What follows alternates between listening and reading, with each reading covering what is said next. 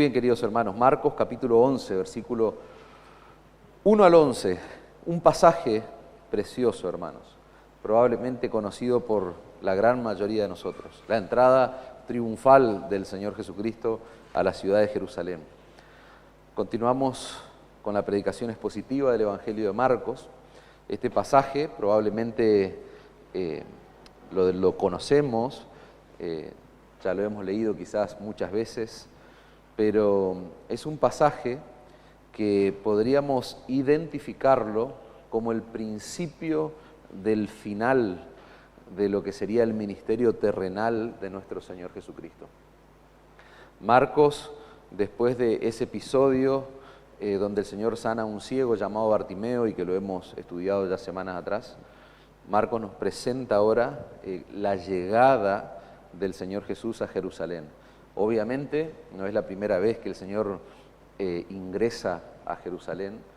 Él está fuera de la ciudad por varios meses, recorriendo la región de Galilea, haciendo milagros, prodigios, maravillas, llevando a cabo lo que conocemos como el ministerio terrenal del Señor Jesucristo, pero ahora regresa después de mucho tiempo. Y la entrada a la ciudad de Jerusalén, ese domingo de Ramos, como se lo conoce, iba a provocar lo que entendemos como una serie de sucesos, de eventos y reacciones también, que terminarían nada más y nada menos que con Cristo en la cruz del Calvario, con la muerte de nuestro Señor Jesucristo por crucifixión, nada más y nada menos que durante la fiesta de la Pascua que se celebraba en Israel en esos días.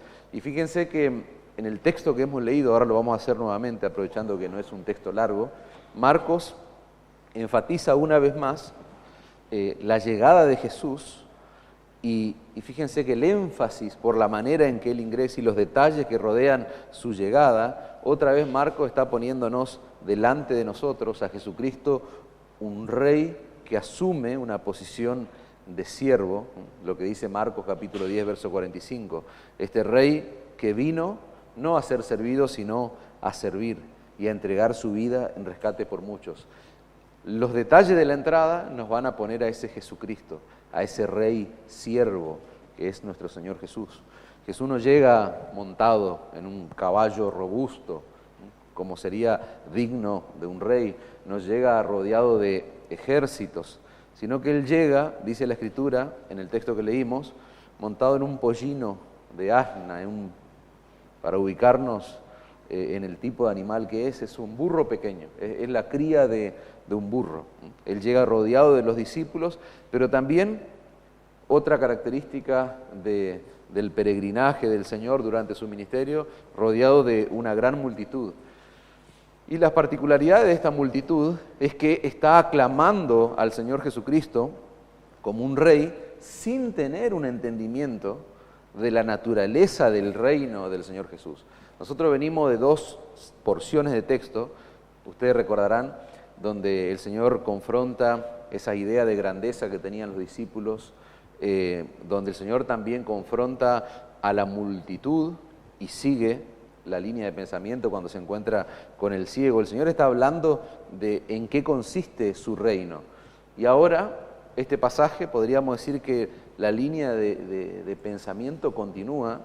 ¿Por qué? Porque esta multitud que está aclamando al Señor no tiene ni la menor idea de las implicaciones de su reino.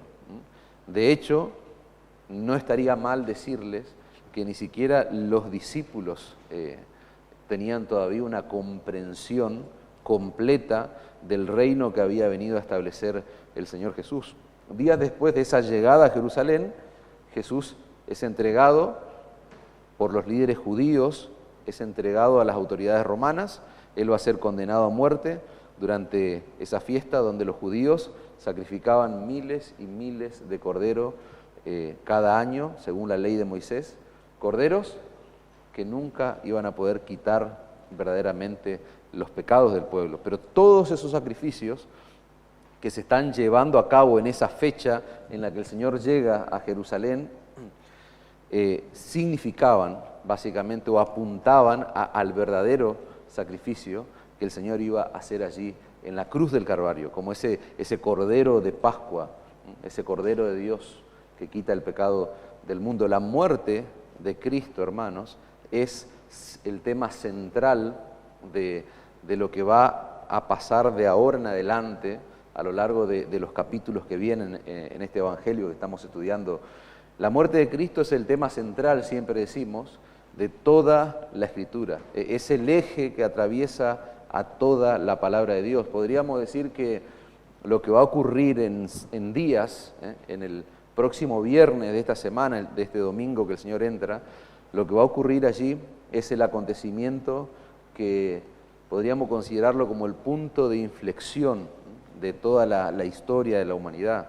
Es la línea, por decirlo de alguna manera, que separa a los que se salvan y a los que se pierden. Yo en la oración decía algo que es una realidad y que puede ser duro, pero es así.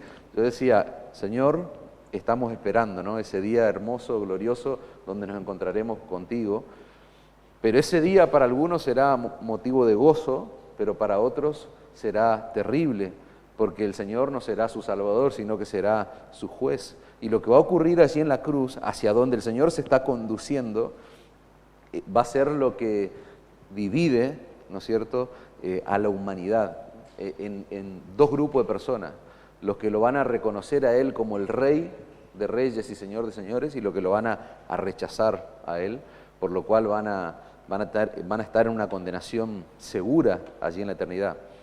De hecho, fíjense qué interesante, hermanos, que este es uno de los eventos que se relatan en los 4 evangelios. Todos los eventos que suceden en la última semana de vida previo a la cruz se relata en los 4 evangelios, y los 4 autores le dedicaron mucho espacio, mucho tiempo. Si nosotros sumáramos el contenido de los 4 evangelios, nos daría esa suma un total de 89 capítulos.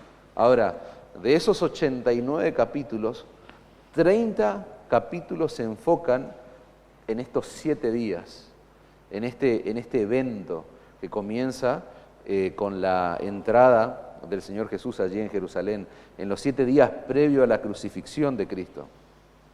Ustedes imagínense, de 89 capítulos, que 30 le dediquen espacio a estos eventos. Claramente es una porción sumamente extensa que va a narrar con lujo de detalle en la palabra de Dios lo que el Señor va a sufrir o lo que el Señor va a vivir en esos días. Y es interesante que me llamaba mucho la atención el título, como conocemos esta porción de la Escritura. En la gran mayoría de las Biblias, de las traducciones, de hecho en la Reina Valera se dice la entrada triunfal en Jerusalén, es el título que se le pone a esta porción. Pero vamos a ver en el desarrollo de este pasaje que es el primer evento de esa semana que, más que triunfal, vamos a concluir que es trágico y que es muy doloroso. Y al final allí de esta exposición vamos a usar el versículo 11 como la conclusión de este texto, y ahí nos vamos a dar cuenta, por la condición del corazón del Señor, que esto, más que triunfal, es el comienzo de una serie de eventos muy dolorosos, porque la mayoría de las personas, hermanos, que están allí en ese domingo de Ramos, están aclamando a Jesús, no tenían ni idea de qué clase de rey era Él, ni del tipo de reino que Él había venido a implantar a este mundo. Ellos estaban adorando a Jesús como el Mesías, como ese Mesías, porque estaban reconociéndolo como ese hombre, ese Mesías que iba a venir, que fue profetizado en el Antiguo Testamento, el hijo de David, que iba a sentarse para siempre en el trono de su padre, pero ellos nunca entendieron las implicaciones de su reinado. Por eso el título del sermón es muy sugerente, es El Rey Siervo. Es como contradictorio, porque un rey tiene siervos que le sirven, tiene siervos dedicados a él, pero cuando nosotros miramos la identidad, la persona de nuestro rey en su primera venida, él es el rey siervo, y la entrada triunfal a la ciudad de Jerusalén nos muestra que este rey siervo en realidad está caminando hacia la cruz. Dice John MacArthur, hay un sermón sobre este pasaje, la falsa coronación del verdadero rey. Y MacArthur después va a hablar, como lo hacen muchos otros autores, acerca de esta serie de eventos trágicos que van sucediendo, el juicio del Señor Jesús, como una comedia trágica que el Señor tiene que vivir, siendo quien es Él, en verdad, el Rey del universo. Bueno, nosotros estamos frente al Rey Siervo que está caminando hacia la cruz. Y como les dije antes, ni siquiera sus propios discípulos podían entender lo que estaba sucediendo, los eventos que estaban rodeando esa semana. Ellos lo entendieron todo después, cuando el Señor Jesucristo resucita. Así que dicho todo esto, hermanos, hecha esta introducción, es necesario que sepamos que estamos frente a un pasaje que nos va a confrontar seriamente, al punto de que mi tarea hoy, al exponer esto, es que todos, yo primero en la lista, nos replanteemos cuál es el entendimiento que nosotros tenemos de Cristo como Rey de Reyes y Señor de Señores, y las implicaciones que eso tiene para nuestra vida.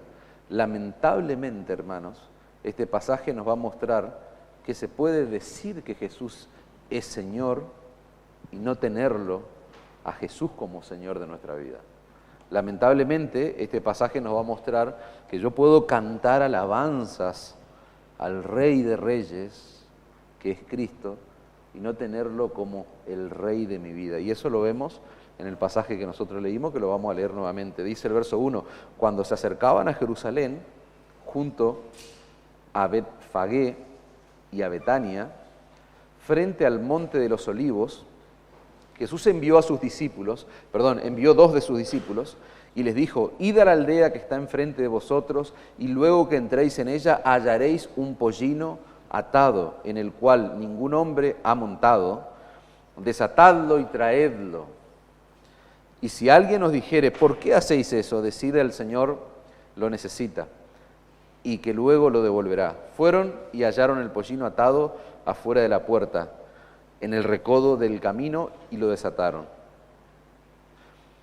Y uno de los que estaban allí les dijeron, ¿qué hacéis desatando el pollino? Ellos entonces le dijeron cómo Jesús había mandado, y los dejaron.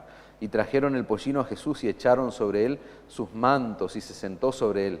También muchos tendían sus mantos por el camino, dice.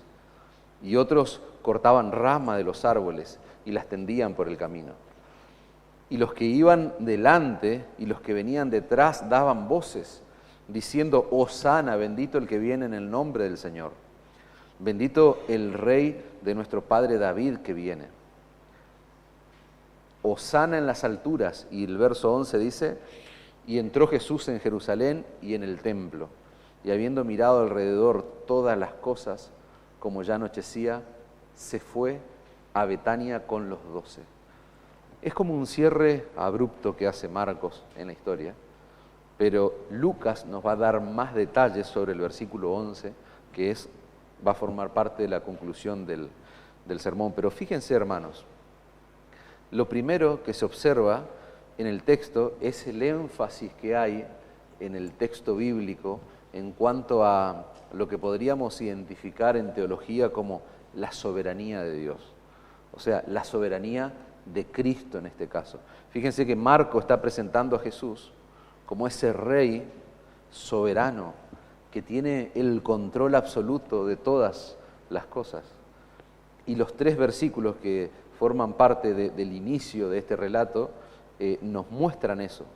Jesús está enviando a 2 de sus discípulos. Yo quiero que prestes atención a los detalles para ver cómo se desarrolla y se despliega la soberanía de Dios en todo esto, la soberanía de Cristo. Él envía a 2 de sus discípulos. Le dice que vayan a una aldea que está enfrente, que está ahí cerca, que entren en ella, van a encontrar un burro atado, un pequeño burro. Nadie se había montado en ese burro. Desátenlo y tráiganmelo. Y si alguien les pregunta, el Señor lo necesita. Luego lo va a devolver.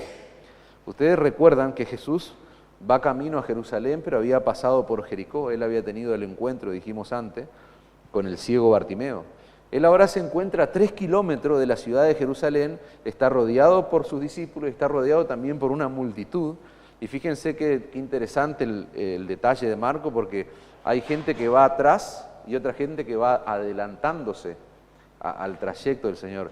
Y ambos van haciendo esta aclamación, ¿no es cierto? Que ya nos vamos a concentrar ahí en ese detalle. Pero ellos ahora están a 3 kilómetros, que es una ciudad que ahí la palabra de Dios la identifica como Betania. Betania era un lugar muy particular porque los evangelios nos hablan de un suceso que había ocurrido allí en ese lugar. Y es nada más y nada menos que la resurrección de Lázaro. En Betania vivía Lázaro, Marta y María, amigos íntimos del Señor Jesucristo. Y él había hecho el tremendo milagro de resucitar a Lázaro. Fíjense que el texto nos dice claramente los detalles que hace el Señor, ¿no es cierto? Enviar a buscar este burrito, esta cría de burro que estaba allí atado. Yo quiero que ustedes presten atención a los detalles. La pregunta es, ¿cómo sabía Jesús que en el frente de una aldea había un burro atado que nadie lo había montado? Son detalles que nos llevan a ver lo que está ocurriendo de fondo. ¿Cómo sabía Jesús, por ejemplo, que los dueños del burro lo iban a prestar sin ningún problema cuando sus discípulos dieran la señal de que el Señor lo necesitaba?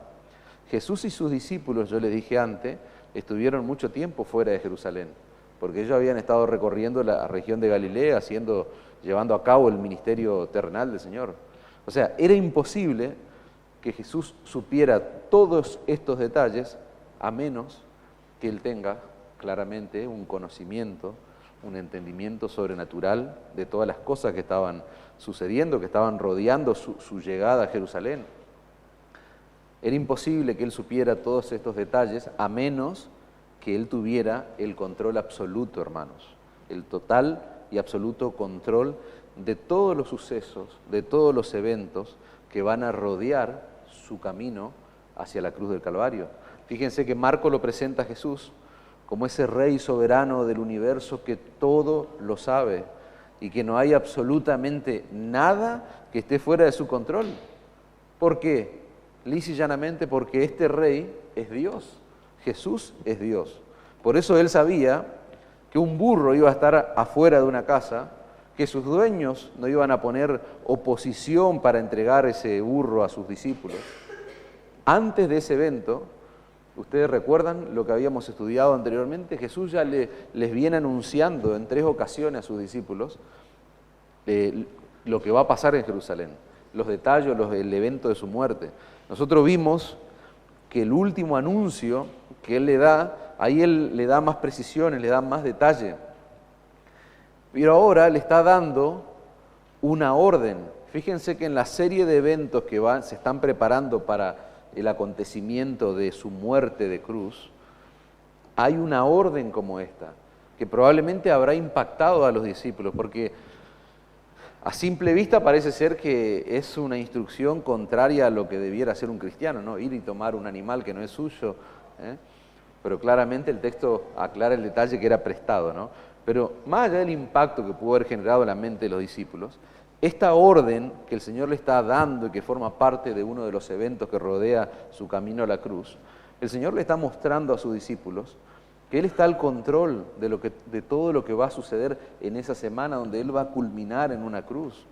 Él quería que estos discípulos supieran que su muerte de cruz no iba a ser un accidente o no iba a ser algo que se iba a cruzar en el camino.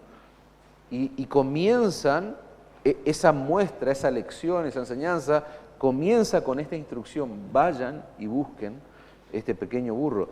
El verso 33 del capítulo anterior dice: he aquí subimos a Jerusalén, y el Hijo del Hombre será entregado a los principales sacerdotes, a los escribas, y le condenarán a muerte. Ese es el último anuncio que habíamos visto de su muerte. Y le entregarán a los gentiles, y le escarnecerán, le azotarán, y le escupirán en él, y le matarán, mas al tercer día resucitará. Jesús quería hacerle ver a sus discípulos que esto estaba ya planeado, ya estaba premeditado.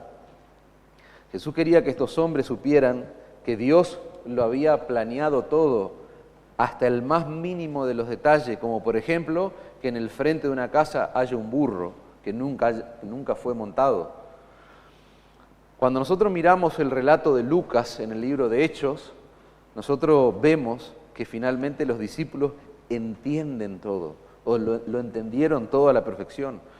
Porque en el libro de Hechos vemos, por ejemplo, a Pedro y a Juan, en un episodio muy particular de su ministerio.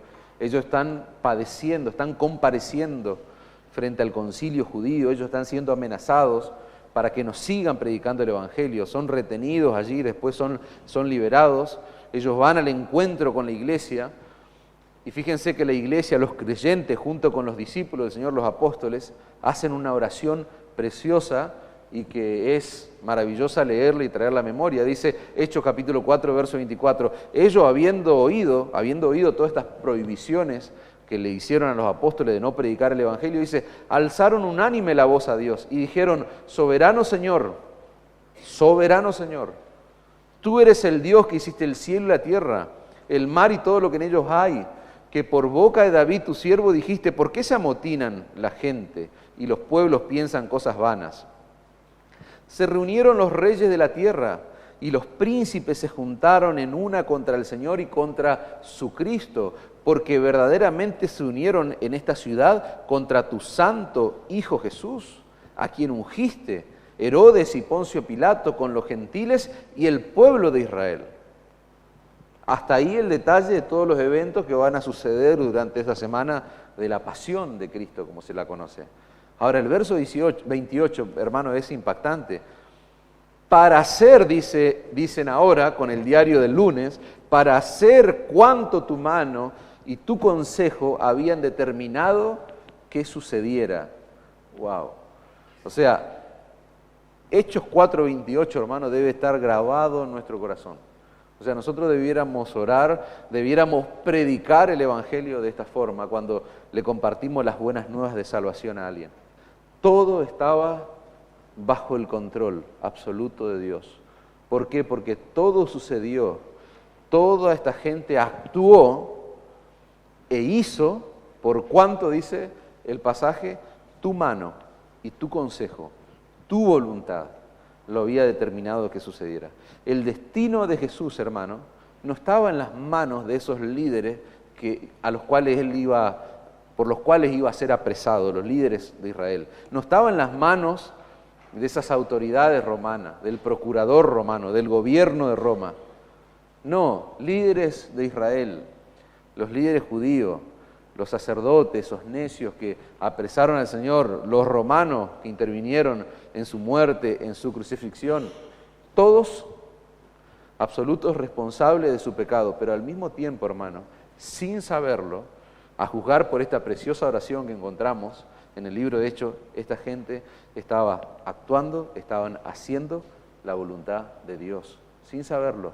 Líderes religiosos, autoridades romanas, ellos estaban cumpliendo el plan de quién, de ese Dios que reconocen los creyentes de Jerusalén en la oración. Soberano Señor, tú eres el Dios soberano, el Dios que hiciste los cielos y la tierra. Todas esas personas que van a actuar en esa semana que va a tener el Señor Jesucristo, estaban cumpliendo el plan soberano de Dios. Ahora, ese plan soberano de Dios que se está llevando a cabo, que se está ejecutando, va a resultar en la gloria y en la honra de su nombre y en la salvación de pecadores, como nosotros. Increíble, hermanos. Cristo no fue forzado a morir a una cruz. La cruz no fue algo que se cruzó en su vida, un accidente, no. Él lo hizo voluntariamente y lo hizo por amor. ¿A quién? ¿Por amor a quién? Por amor a vos y por amor a mí.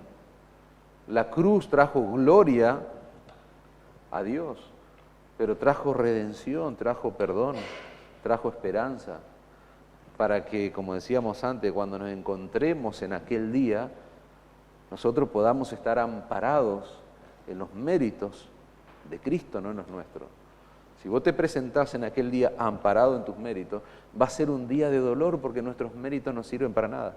Pero los méritos de Cristo sí que los sirven. Sí que sirven mucho para un pecador como vos y como yo. En Juan capítulo 10, Jesús va a hablar de manera directa a los judíos, a los fariseos. Dice Juan capítulo 10, verso 17, por eso me ama el Padre, porque, escuchá bien, yo pongo mi vida, dice. Por eso me ama el Padre, porque yo pongo mi vida para volverla a tomar. Nadie me la quita. Nadie. Hay actores, hay algunas personas que van a intervenir. Pero dice el Señor, nadie me la quita, sino que yo de mí mismo la pongo.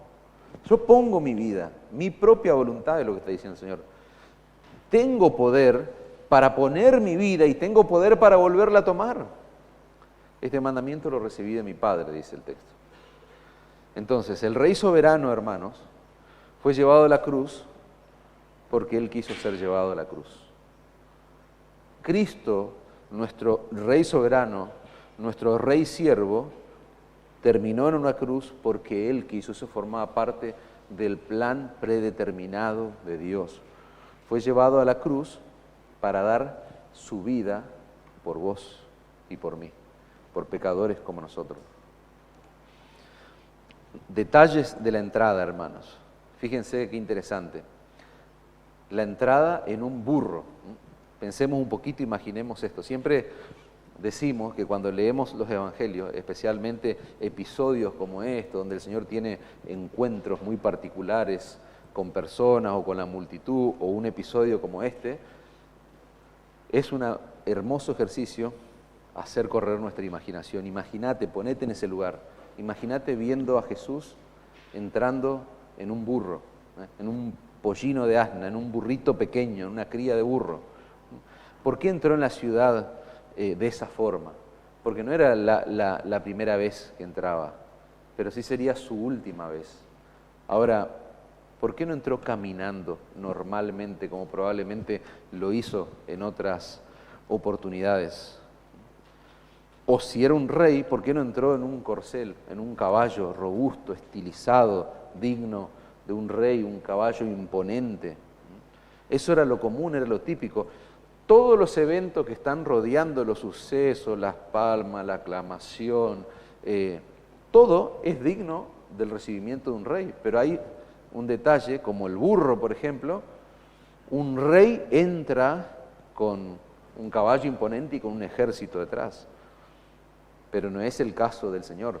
Fíjense que en el verso 3 podríamos decir que está la respuesta a este tipo de planteos. Y si alguien dijere, ¿por qué hacéis eso? Decid, el Señor lo necesita. El kurios lo necesita. Kurios es la palabra griega que hay detrás de esa palabra que se traduce a nuestro texto como Señor. Kurios, hermanos, nos habla del Rey de Reyes, no un rey terrenal. Curio nos habla del poder divino de nuestro Señor Jesús. O sea, no cualquier Señor, sino el Curios. En el Imperio Romano, quien era reconocido como el Curios era el emperador. Y quienes no reconocían, quienes no le daban ese atributo divino al emperador, sus cabezas corrían por las calles, por los lugares. Es el Señor, el Rey de Reyes y Señor de Señores, quien está solicitando ese burrito. Una vez más Jesús evidenciando su condición, su deidad, en este caso su omnisciencia. Él lo sabe todo, Él está al control de todo, decíamos al Señor. El Señor conoce todos los detalles que están sucediendo allí en ese momento. No solo donde está cada burro de la ciudad de Jerusalén, cada burrito, cada animal, sino que el Señor hasta conoce también quiénes son los dueños de cada burro de la ciudad. Él conoce la condición del corazón de cada dueño de burro que hay allí en Jerusalén. Y el Señor Jesucristo sabía que los dueños de ese pequeño burro claramente lo conocían a Él, iban a confiar en Él. ¿Por qué? Porque cuando ellos escuchen que el Curios que el Señor lo necesita, ellos lo iban a entregar, sin ningún tipo de oposición. Y fíjense, la instrucción del Señor, ¿cuál fue la instrucción a sus discípulos? Vayan a la aldea, encuentren un burrito, desátenlo y tráiganmelo. Punto final. No hay mucha explicación que el Señor le da a sus discípulos. Ahora, ¿por qué ellos debían obedecer y hacer tal cual el Señor había ordenado? Porque Él es el Señor, Él es el Curios. Y cuando el Señor habla, debe haber obediencia. Y por eso le decía al principio, y no estamos llegando todavía a la multitud, estamos todavía en esa instrucción que el Señor le da a sus discípulos. Yo les decía, como parte de esta introducción, que un pasaje como esto debiera confrontarnos seriamente. ¿Por qué? Porque nosotros muchas veces usamos la expresión el Señor Jesucristo. El Señor Jesucristo. Y no debería sorprendernos de que a veces eso se transforme en un latiguillo, en una expresión común, una expresión típica de gente que tiene un lenguaje religioso, angélico, como tenemos nosotros. Pero lamentablemente, hermanos, en ocasiones nosotros olvidamos el verdadero significado de eso, de que Jesús es el Curios en nuestra vida, de que Jesús es el Señor. Y siempre yo menciono esto, que es complejo tener un pleno conocimiento de esa palabra de este lado del mundo, o en esta era, o en esta época. Porque la gente que verdaderamente sabía el impacto, el alcance, la profundidad de la palabra Curios en su vida, era la gente que estaba viendo que las cabezas de los creyentes rodaban cuando ellos se negaban y decían, Jesús es Señor. Esa gente sí tenía plena comprensión de lo que significa el Señor Jesucristo. Nosotros no. Acá hasta le dicen a algunos papito, papi, el barba, y todas las distorsiones o perversiones que se hace de la deidad, de Cristo nuestro Señor. Olvidamos, repito, el verdadero significado de lo que es Jesús como Señor de nuestra vida. Y la pregunta de rigor que cada persona en este lugar tiene que hacerse, cada creyente de esta iglesia local, ¿de verdad creemos que Jesucristo es el Señor? O sea, vos estás convencido, vos creés, lo afirmás, no solo de palabras, sino con tu vida, que Jesús es el Señor, porque Él es el Señor, Él es Dios, y cuando Él da una orden, por extraño que parezca, como por ejemplo, vayan, busquen un burro, tráiganmelo, sin detalles, sin tanta explicación, o sea, cuando el Señor da una orden, o sea, es menester, es necesario, es urgente que quienes lo reconocen como Señor obedezcan esa orden, aunque no tengan ni la menor idea de lo que están haciendo y por qué. Porque simplemente obedecemos al Señor, o sea, no cuestionamos. ¿Por qué no cuestionamos? Y claro, porque tenemos un entendimiento de lo que es que Jesucristo sea el Señor de tu vida, el Señor de mi vida. Fíjense que los discípulos fueron advertidos de que tal vez los dueños del burro reaccionen y pregunten. ¿Y cuál es la respuesta que ellos debían darle a los dueños del burro? El Señor lo necesita. No tenemos más detalle que esto. El Señor lo necesita. Y nosotros podríamos preguntarnos, o hacerle esa pregunta al texto, ¿para qué lo necesita el Señor al burro? ¿Para qué? Y Marco nos da esa respuesta, no nos da, perdón, la respuesta, pero en Mateo capítulo 21, que es el pasaje paralelo de este relato, dice lo siguiente: todo esto aconteció para que se cumpliese lo dicho por el profeta. Ahí se va aclarando un poco el panorama, el tema del burro, de la orden y demás. Aparentemente hay una profecía detrás, que Marco no la menciona, pero el Evangelio paralelo de Mateo sí lo menciona. Mateo está haciendo referencia a una profecía que se encontraba en el Antiguo Testamento, claramente. Zacarías capítulo 9, versículo 9, dice: alégrate mucho, hija de Sión, le está hablando a Israel, dice: da voces de júbilo, hija de Jerusalén. He aquí tu rey vendrá a ti, justo y salvador, humilde, cabalgando sobre un asno, sobre un pollino, hijo de asna. Fíjense, hay una profecía. Entonces hay una razón de ser porque este rey está recibiendo el recibimiento, la aclamación típica de un rey, pero él está entrando en un burro.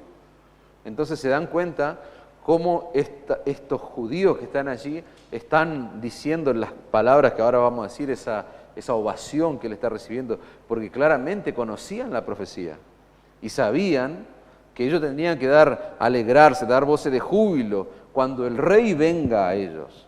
Un rey justo, un rey salvador, humilde, cabalgando sobre un burrito. Esto fue profetizado 500 años antes del nacimiento de nuestro Señor Jesucristo. Y fue profetizado para que fuera más que evidente que cuando eso ocurriera, la gente supiera ese detalle y ellos pudieran reconocer que Él es el Mesías. Dios se había encargado de hacerle saber a su pueblo que su Salvador no iba a llegar montado en un caballo robusto, no iba a llegar lleno de un ejército, no, iba a llegar así, de esta forma, montado en un burro. Él iba a llegar de una manera humilde, asumiendo la postura de ¿quién? De un siervo. Por eso decimos que Él es el rey siervo. Y acá es un detalle que es necesario hacer como un paréntesis cada vez que hablamos del rey siervo que va camino a la cruz y que llega en un humilde burrito. Es necesario hacer un paréntesis, porque yo les decía antes que este pasaje, este hecho puntual, divide a la humanidad. O sea, es una línea divisoria entre cielo e infierno. Es una línea, les decía antes, que divide a las personas entre los que reconocen al Mesías o los que rechazan al Mesías. Y es necesario decir que no tenemos que confundirnos, hermanos, porque Cristo va a volver. Hermanos, amigos y personas que nos escuchan y que están acá y que tal vez no tienen el testimonio de ser hijos de Dios. O sea, Cristo va a volver. Y cuando Él vuelva, la Escritura dice que ya no va a volver en un burrito, no va a volver como un siervo. No, esos son los detalles que rodearon su primera llegada. La Escritura en Apocalipsis 19:11, ya cierro el paréntesis, dice: entonces vi el cielo abierto, y he aquí un caballo blanco, y el que lo montaba se llamaba Fiel y Verdadero, y con justicia juzga y pelea este que monta el caballo blanco. Sus ojos eran como llama de fuego, y había en su cabeza muchas diademas, y tenía un nombre escrito que ninguno conocía sino él mismo. Estaba vestido de una ropa teñida en sangre, y su nombre es el Verbo de Dios. Fíjate cómo Juan, el autor de este libro, nos muestra los detalles que van a rodear la segunda venida de Cristo. Dice, el Verbo de Dios. Y los ejércitos celestiales, vestidos de lino finísimo. Ahora sí hay un ejército. Ahora hay un caballo blanco. Hay un jinete que monta este caballo y que la sola presencia de él es terrible. Hay un ejército celestial, dice, vestido de lino finísimo, blanco y limpio. Le seguían en caballos blancos también. De su boca sale una espada aguda para herir con ella a las naciones, y él las regirá con vara de hierro. Y él pisa el lagar del vino del furor y de la ira del Dios Todopoderoso. Y en su vestidura y en su muslo tiene escrito este nombre: Rey de Reyes y Señor de Señores. ¡Wow! Impactante, ¿no? Ese es Cristo, hermanos, ya no en un burro. Por eso no debemos confundirnos, no debes confundirte. Por eso decimos, Cristo divide a las personas.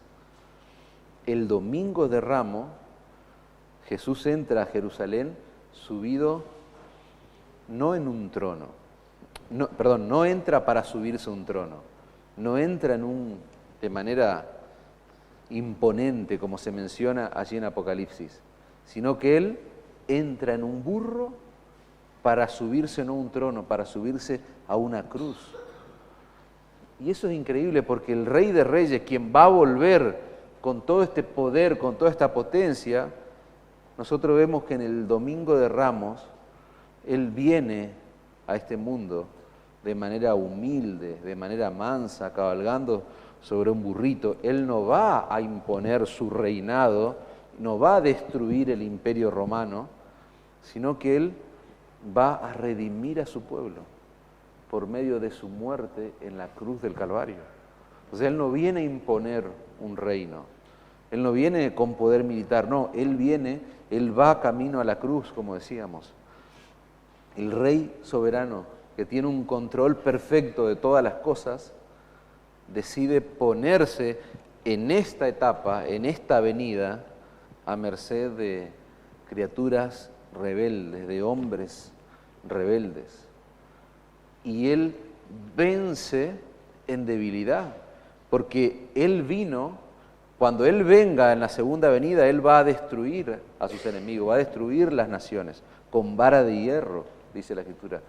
Pero acá, ahí hay poder militar, pero acá, este Rey siervo que va camino hacia la cruz, Él va a vencer en debilidad.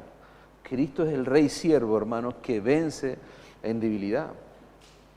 Piensen en esto por un momento.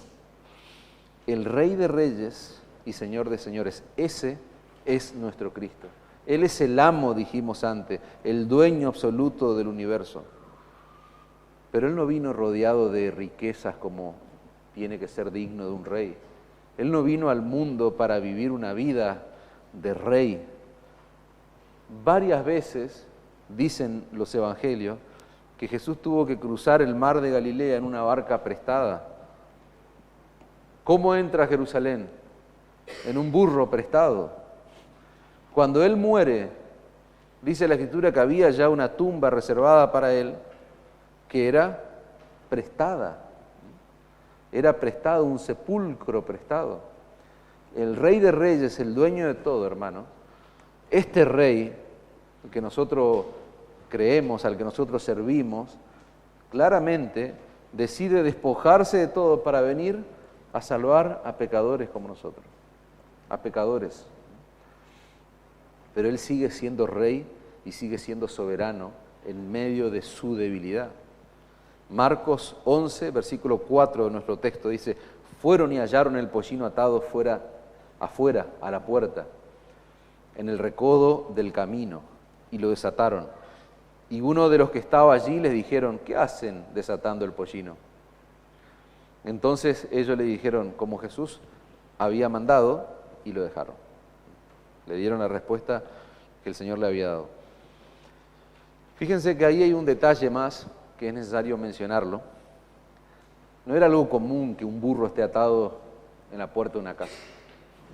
O sea, eso es lo que hablábamos antes, los eventos, los detalles bajo el control soberano de Dios. O sea, no era algo común. Por lo general, ¿dónde estaban este tipo de animales?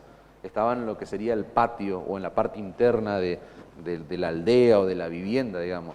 Pero por alguna razón que nosotros no podemos decir que no sabemos, porque sí lo sabemos, la razón. Dios allí llevando a cabo su plan, pero por alguna razón los dueños, podemos imaginarnos ese día, vaya a saber qué le pasó por la cabeza a esta persona para, en vez de dejar el burrito ese que nunca había sido montado, nunca había sido usado para nada, lo pusieron adelante. Lo pusieron adelante. Vaya a saber, quizás estaba expuesto a que sea robado, era un burrito pequeño, no era un... Ya los burros de por sí son pequeños, son de un porte más chico que un caballo. Este era la cría de un burro. Pero todo estaba sucediendo conforme Dios lo había establecido, exactamente como Jesús lo había planeado, hermanos.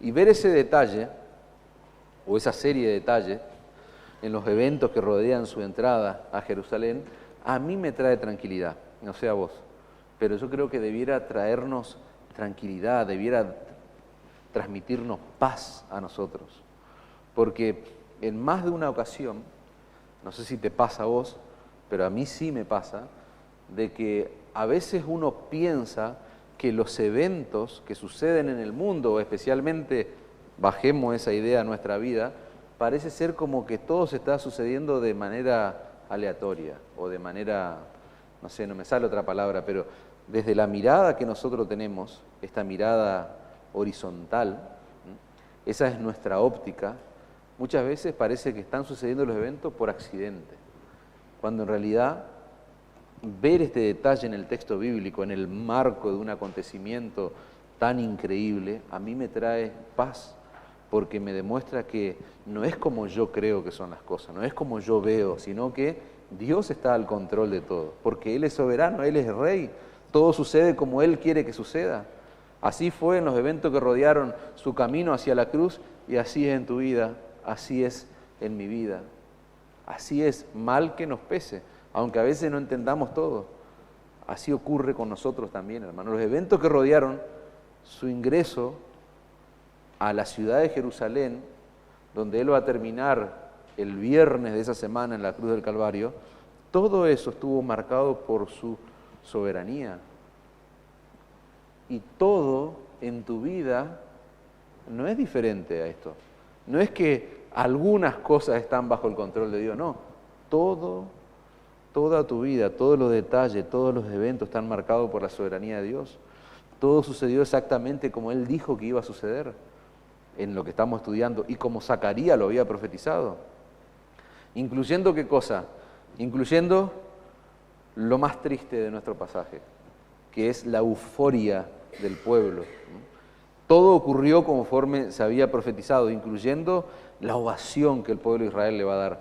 Recuerden el pasaje, Zacarías 9:9, alégrate mucho, hija de Sión, da voces de júbilo, hija de Jerusalén, y aquí tu rey vendrá a ti, justo y salvador, humilde, cabalgando sobre un asno, sobre un pollino, hijo de asna. Así fue como recibieron a Jesús en la ciudad de Jerusalén. Miren la ovación digna de un rey que recibe el Señor Jesucristo. Y trajeron el pollino a Jesús, echaron sobre él sus mantos, y se sentó sobre él también muchos tendían sus mantos por el camino, dice el texto. Versículo 8 de Marcos 11, dice que la gente iba tirando sus mantos. Es como que le iba armando una especie de alfombra para que él vaya pasando por el camino. Y otros cortaban rama de los árboles, típico de la llegada de un rey. La gente ovacionaba, tiraba ahí como una especie de alfombra para que pase. Cortaban rama de los árboles, les tendían por el camino. Y los que iban adelante y los que iban detrás, fíjense ese detalle, daban voces diciendo, Hosana, bendito el que viene en el nombre del Señor, bendito el reino de nuestro padre David que viene, Hosana en las alturas. Jesús fue recibido por una multitud que lo estaba aclamando, lo estaba ovacionando, lo estaba adorando de manera frenética. Durante la fiesta de Pascua, hermanos, la población de Jerusalén, por lo general, dicen muchos historiadores que se triplicaba, o sea, era enorme la cantidad de gente, de peregrinos que venían de todas partes del imperio para llegar hasta el templo y poder celebrar, poder hacer los sacrificios.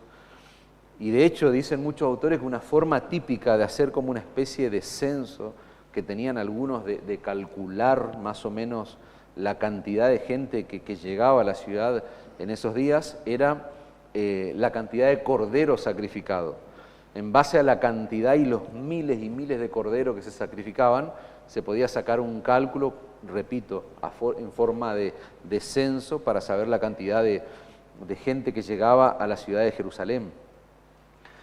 Y lo que muchos autores dicen es que había probablemente en esa semana de celebración aproximadamente 2 millones de personas en la ciudad de Jerusalén. Ahora, esta multitud que está recibiendo a Jesús, que está aclamándole, no, sería un error pensar que los 2 millones o los millones de personas, pero sí podemos pensar que había miles de personas, miles que iban por detrás, por delante, aclamándolo a Él. Marco dice que las multitudes iban delante de Él y detrás de Él, gritando, Hosana, bendito el que viene en el nombre del Señor. Bendito el reino de nuestro padre David que viene, Hosana en las alturas. Había multitudes delante de Jesús, detrás de Él, que le seguían por el camino. Y por el Evangelio de Juan, nosotros podemos saber que muchos de ellos, muchos de estos miles, habían sido testigos presenciales de la resurrección de Lázaro. Y ese es un punto, un asunto importante para que nosotros podamos entender la euforia de esta gente. ¿Por qué está ahí gritando, ovacionando al Señor? Recuerden que Jesús viene de Jericó y aparentemente Él se detiene en la casa de Marta, de María, de Lázaro. ¿Dónde era eso? En la ciudad que menciona nuestro pasaje, en la ciudad de Betania, a 3 kilómetros de Jerusalén. ¿Qué es lo que hace Él en ese momento que Él se detiene? Él envía a buscar el burro y Juan completa la historia que nosotros no la tenemos en Marcos. Pero Juan nos da más luz, dice Juan capítulo 12, verso 9. Gran multitud de los judíos supieron entonces que estaba allí y vinieron no solamente por causa de Jesús. ¿Escuchá bien esto? No solamente por causa de Jesús, sino también para ver a Lázaro, a quien había resucitado de los muertos. Entonces, ¿te das cuenta esta gente a quién quería ver? A ver, ¿dónde estaba su interés puesto? Ellos querían ver a Lázaro, que se habían enterado que había resucitado de los muertos. Dice, pero los principales sacerdotes acordaron dar muerte también a Lázaro, porque a causa de él muchos de los judíos se apartaban y creían en Jesús. O sea, cayó Lázaro también ahora. Al siguiente día, grandes multitudes que habían venido a la fiesta, al oír que Jesús venía a Jerusalén, tomaron ramas de palmera, salieron a recibirle y aclamaban. ¿Y qué aclamaban? Hosana, bendito el que viene en el nombre del Señor, el Rey de Israel. Toda esa gente que estaba en la casa de Marta, de María, eran curiosos. Eran gente curiosa que querían ver a Lázaro vivo. Esa es lo que está ocurriendo. Y ahora venían con Jesús. Y algunos probablemente se le habían adelantado y estaban ya llegando a la ciudad de Jerusalén. Y cuando lo ven llegar a él, empiezan a gritar de manera eufórica. Por eso él tiene gritos por delante y gritos por detrás. Gente que lo viene acompañando en toda la procesión y gente que lo está recibiendo. Se trata de miles de personas, le decía, que están ovacionando al Señor por el camino. ¿Y cómo lo ovacionan? Como el Hijo de David, el que había llegado como el Salvador de Israel. Esta gente estaba convulsionada, hermanos, por la llegada de Cristo, por la llegada de nuestro Señor Jesucristo. Tanto tiempo ellos habían esperado al Mesías, miles de años probablemente esperando al Mesías. Y ahora imagínense esta generación de judíos, ven que se está cumpliendo, ven que el Mesías está llegando. Ellos están tirando manto en el camino, otros están buscando rama, dice el texto, para darle la bienvenida típica de un rey en esos días. La gente grita, Hosana. Esa palabra es una oración, es un ruego, hermano. La palabra Hosana es, sálvanos ahora, te rogamos, sálvanos ahora, está diciendo esta gente. Esa multitud no tenía dudas de que Jesús era el gran libertador prometido por los profetas del Antiguo Testamento. Bendito el que viene en el nombre del Señor. ¿Saben lo que está citando esta gente con esa exclamación? Ellos están citando el Salmo 118, versículo 26. El pueblo cantaba esa porción de la Escritura, bendito el que viene en el nombre del Señor. El pueblo de Israel cantaba durante la Pascua eso. Ellos estaban cantando ahora que lo ven a Jesús. El Salmo 118, verso 26, repito. Ellos ven a Jesús y comienzan a cantar de manera frenética, de manera eufórica. Esta gente, hermanos, parece estar convencida de que Jesús había venido a establecer el reino mesiánico que Dios le había prometido a David. Esta gente parece estar convencida. Hosana en las alturas, dicen ellos. En otras palabras, esta gente está rogando que sus clamores lleguen al cielo, que sus ruegos sean escuchados en el trono de Dios. ¿Para qué? Para que Dios venga a salvarnos, Hosana. Ellos están clamando, Señor, escúchanos, ven y sálvanos. Lo que está pasando en nuestro texto, hermano, con esta gente, es un descontrol, podríamos decir, total, de gozo, de alegría por la llegada del Mesías. Si Jesucristo hubiera querido, hermano, generar una revolución en el Imperio Romano, este era el momento. Si Él hubiera querido ser coronado como rey en este mundo, en esta tierra, por esa gente, por esa multitud que le seguía, este era el momento y el lugar para hacerlo. El ambiente estaba total y absolutamente preparado para comenzar una revuelta en el Imperio Romano. Sin embargo, Y esto es lo triste, hermano. Sin embargo, días más tarde, muchos de esta multitud, miles de ellos, que estaban allí aclamando a Cristo como el Mesías, ellos iban a pedir a gritos. Era cuestión de días, era cuestión de horas para que ellos pidieran a gritos que este rey fuera crucificado. A quienes ellos estaban reconociendo como el Mesías, ahora ellos iban a estar gritando que sea crucificado. Esa misma gente iba a pedir a grito que Cristo vaya a la cruz. ¿Por qué? Porque se dieron cuenta de que ese no era el Mesías que ellos esperaban. Ese no era el Mesías que ellos querían. Ellos querían armar una revolución, derrocar al Imperio Romano, correr a los romanos, volver a recuperar el poderío que tuvo Israel en los tiempos de David, en los tiempos de Salomón.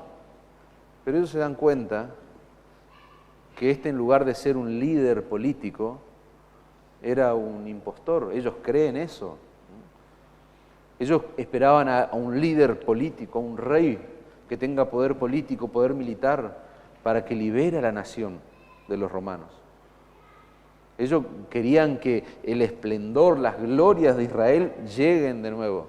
Y vieron en este hombre que está entrando con un pollino de asna, ven la oportunidad para que eso suceda, pero eso no sucede. Al contrario, su rey, el rey de los judíos, termina crucificado. Van pasando los días en esa semana y ellos van dando cuenta de que Jesucristo no había venido a dominar, no había venido a correr a los romanos. Él había venido a morir. O sea, era un rey que va camino a la cruz, a cargar los pecados de los hombres. Él había venido a morir por causa de sus pecados, por causa de tus pecados, por causa de mis pecados. Y eso fue una decepción para esta gente. Una decepción, una desilusión, hermanos. En vez de atacar el poder de Roma, lo que Jesucristo hizo fue atacar la religión de esta gente, y lo vamos a ver. De hecho, ya lo fuimos viendo, pero en lo que viene vamos a ver cómo el Señor confronta la religión, la vida religiosa vacía, hueca de esta gente. Esta gente no estaba preparada para un Salvador, para un rey siervo que muere en debilidad en una cruz. Ellos no estaban preparados para un Salvador que pusiera en evidencia la gravedad de la condición de ellos, la gravedad del pecado de ellos, la incapacidad que ellos tenían para arreglar sus cuentas con Dios. Ellos no estaban preparados para eso. El Mesías que ellos deseaban, que ellos querían, era el que resucita a los muertos, como Lázaro, y hace algo esplendoroso.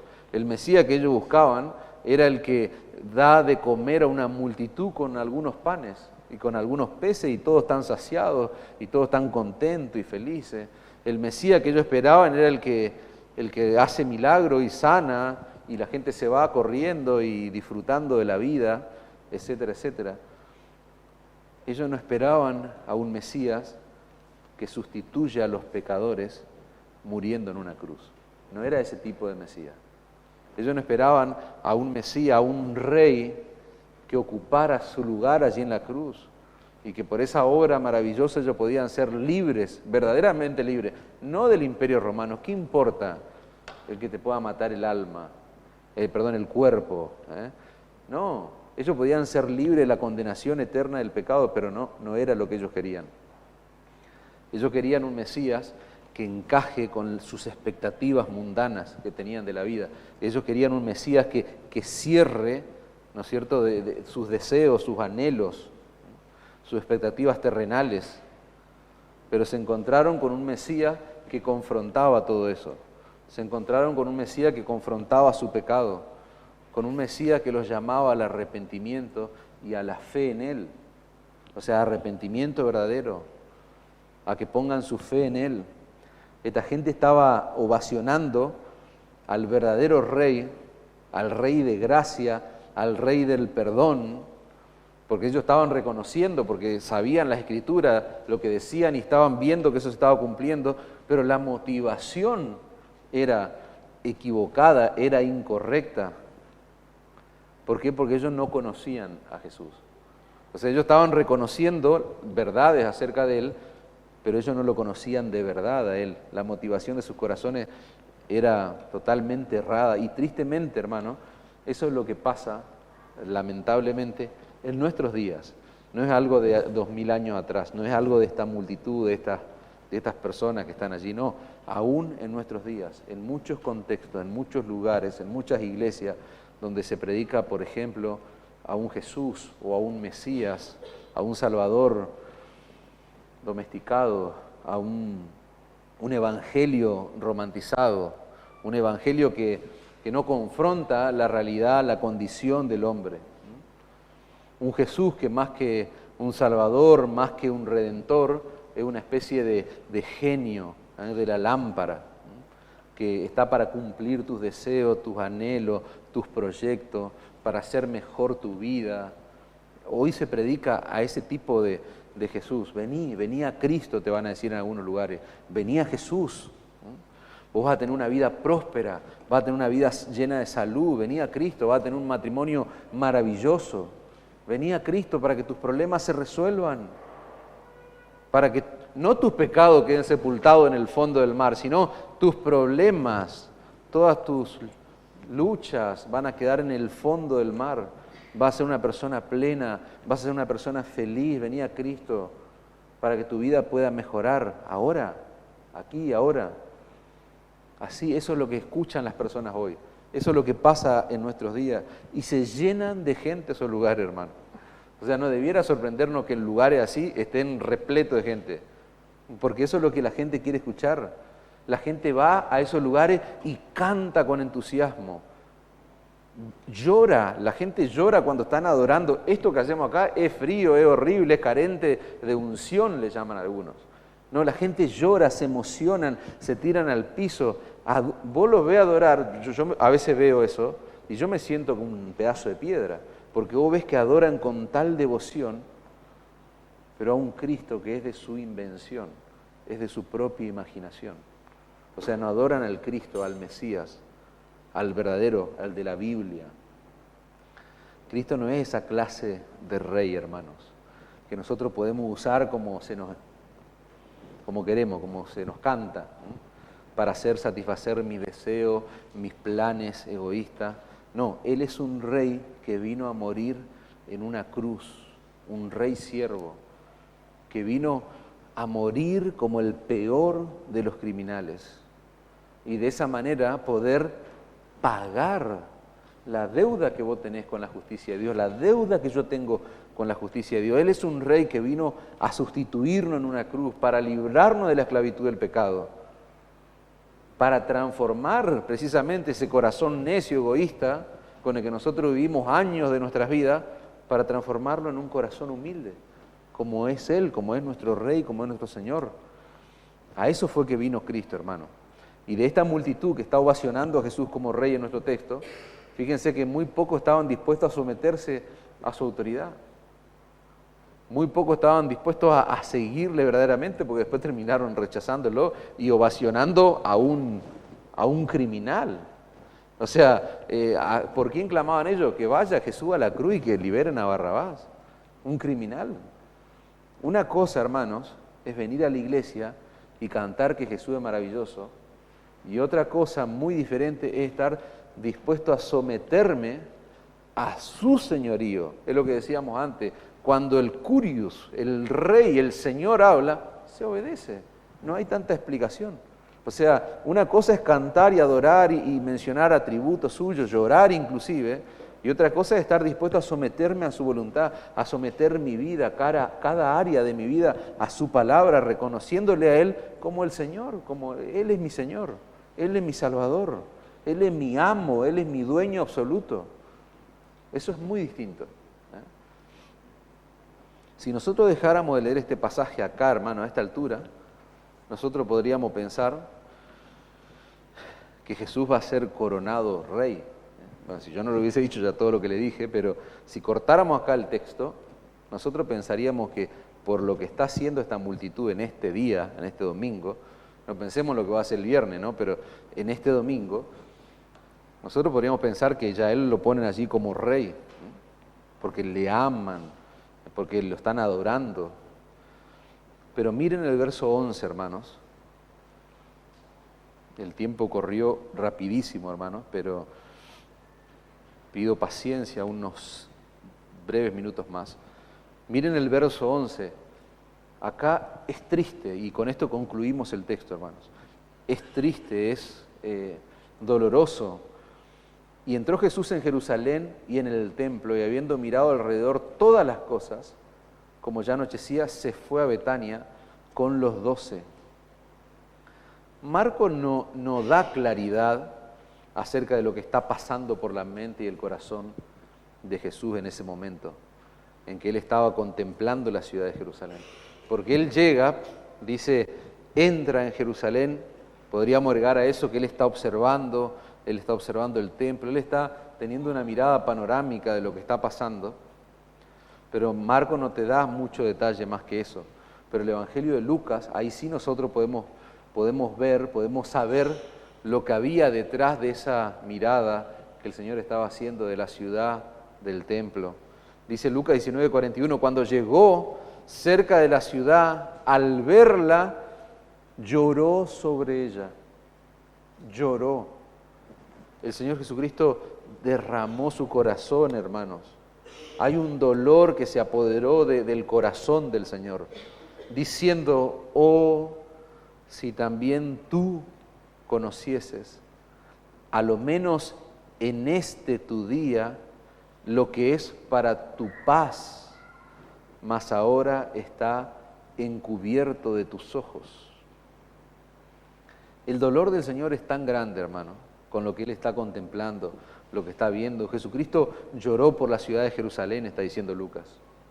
Y la palabra griega que se usa ahí da la idea de que Él comenzó a llorar, pero no como a lagrimear.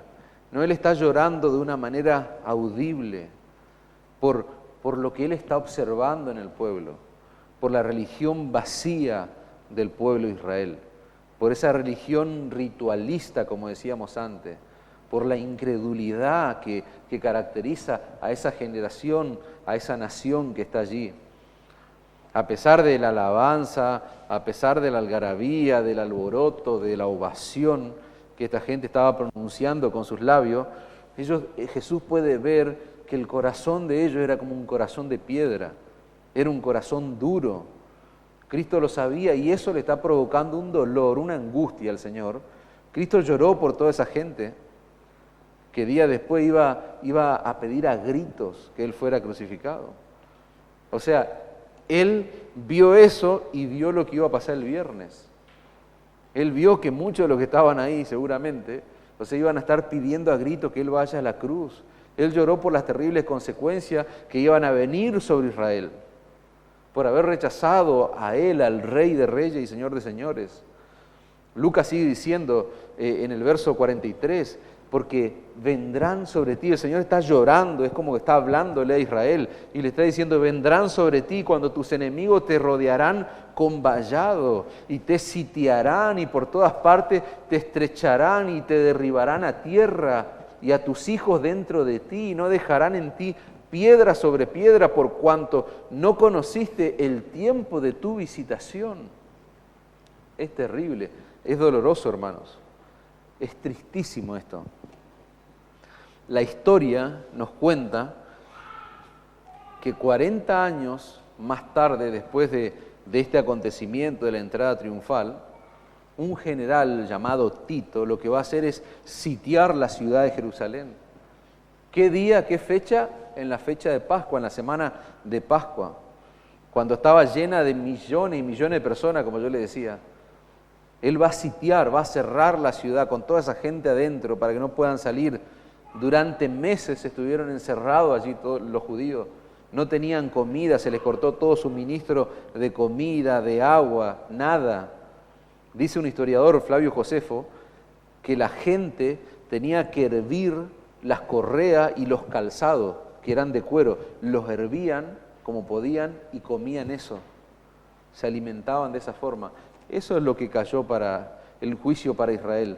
Y yo creo que el Señor pudo contemplar eso, pudo ver semejante cosa, entre todo lo que pudo haber visto en ese momento, cuando Él está contemplando la ciudad, contemplando el templo y lo que esta gente iba a padecer. En el año 70, unos 36 años después de este episodio, los soldados romanos, cuenta la historia, que entraron a la ciudad de Jerusalén con tanta violencia, con tanta destrucción. Ellos derrumbaron el templo por completo, hermano. Y se calcula que 1 millón de judíos murieron en una terrible masacre que recibió la nación de Israel.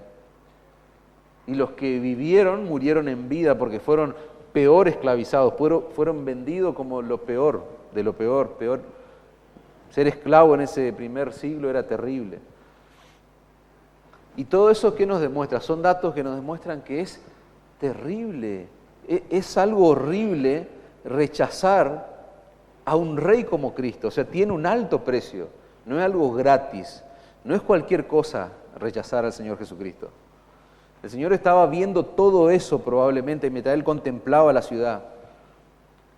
Esa ciudad que Dios había escogido para hacer morar en ella su nombre. Jerusalén es la ciudad amada por la Escritura. En la Escritura se la reconoce como la ciudad amada. Cristo lloró por la incredulidad, por la dureza de ese pueblo, que ese domingo lo aclama Él con tanto entusiasmo, como si fuera un rey, pero después lo termina rechazando. Aplicación, hermano, no deja de ser impactante que el Señor Jesucristo en su humanidad haya llorado. ¿No te impacta eso? A mí me impacta, hasta me emociona.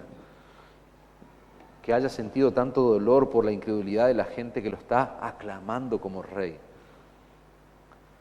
Pero la pregunta, para bajar a tierra esto, es: ¿qué sintió Jesús hoy durante la adoración de esta iglesia local?